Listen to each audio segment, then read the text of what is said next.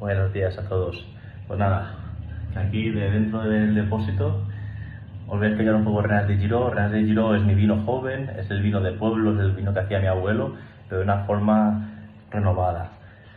Aquí estamos y el secreto de las bases es, hacemos una parte, si os fijáis, esto es al racimo entero,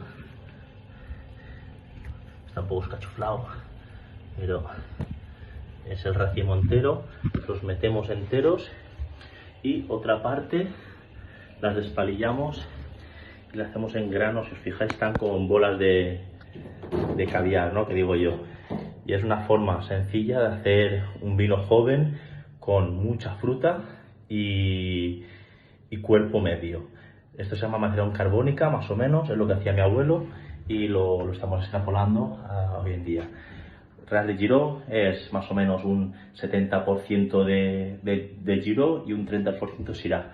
Si os fijáis, no sé si se nota, no sé si se nota, esto es la Syrah y todo esto ya, hasta aquí el suelo, es Giró. Hacemos el copaje directamente en depósito y así es como hacemos el vino joven.